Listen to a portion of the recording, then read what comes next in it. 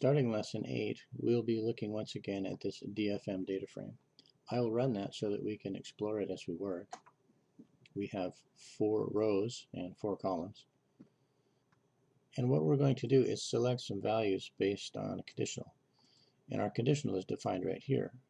We're saying we want items where the values in column 3 are greater than 6.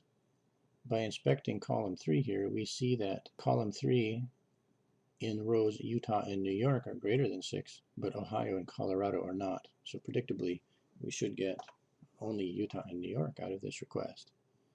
But if we explore this iloc selector, remembering that this comma is separating row request to the left and column request to the right, and furthermore that this colon is separating where to begin inclusively to the left and where to end exclusively to the right, and the same would be true for the columns here, inclusively begin and exclusively end, that by leaving these empty, we're just simply putting a wildcard in both of these positions, saying, you know, begin with everything and end with everything. And likewise for columns. Then what this means is that we're just asking for everything. And if you recall, leaving the DFM alone here is also asking for everything. So this should return the same results. So the question is then, what is the utility of including the iloc selector here like this? Well, remembering that this is a selector for numerical indices rather than string labels, we can refine our search with the iloc selector. So say, for example, that we only wanted to get columns 3 and 4. Well, we're working with the columns here, so we'd be operating on this side of the comma separator, and we know that our ending point is exclusive, and that this is position 0, 1, 2, and 3. So if we put a 4 in here, that means it's going to end at the 4th index column, which doesn't exist, but we know that the last item it's going to pick up is the 3rd index, not the 4th. And let's say we want to start at 0, 1, 2. So let's put a 2 in here and run this, and we'll find that we return values only from columns 3 and 4 here. Let's run that, and indeed that's what happens. So iloc is very useful that way. Now if we want to use loc instead, let me delete this, then in that case we're going to have to actually use the labels rather than just numerical indices. Our starting column is 3, and our ending column is 4. And we should get the same result using loc as we did using iloc. Let's move on and explore arithmetic and data alignment here using both a set of series and a set of data frames. So we'll create 2 series and add them together, and then we'll create 2 data frames and also add them together and see what we get. And our focus once again is where we have undefined values. So between these 2 series we have a match on index A and a match on index C and another match on index D, but we don't have any matches between these 2 series for index D and F and G. So what do you think it will happen when we add these 2 together?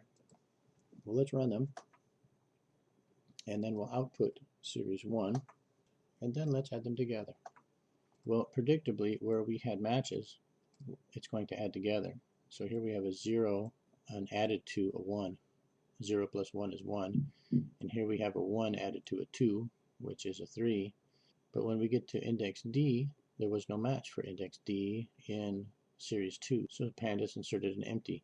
And likewise for F and for G, there were no matching indices. So we did get an alignment, but we did not get any valid values for those indices. And now we want to look at the same behavior with the data frame, recognizing that we have 2 dimensions in a data frame, so it'll be more complex. Let's examine what we're doing here first. This is a 3 by 3 data frame, and this is a 4 by 3 data frame. So this has 3 rows and 3 columns. This has 4 rows and 3 columns. So we have an extra index in DF2. And we see that reflected in the index labels that we've created here. There's only 3 labels for our rows here, and there's 4 labels for our rows here. And again, we'll find matching rows. Korea is a matching row between these 2 data frames, and Thailand is a matching row. But we don't have matching rows for Vietnam or Japan or China. So we can predict these 3 rows will be empties. Likewise with columns, we have 2 matching columns, B and D in data frame 1, match with B and D in data frame 2, but C does not match and E does not match. So from a column perspective, we're also going to have an entire column of empties here. So let's run these, and then we'll output data frame 1 so that we can see what we have. Now, can you predict the result when we add these two data frames together? Well, as expected, China had no match, so pandas just erased any values that existed in China at all. Actually, I should output data frame 2, shouldn't I? Whereas before we added these, China had values. Well, after adding these two together, China has no values. They've all been eradicated because there is no match.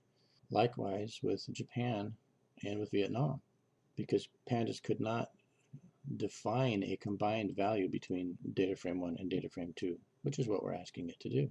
If we go back to data frame 1 here, C had a value in data frame 1, but here column C has no value because it was not able to extrapolate an additive operation between the two, since one of them does not have that C column.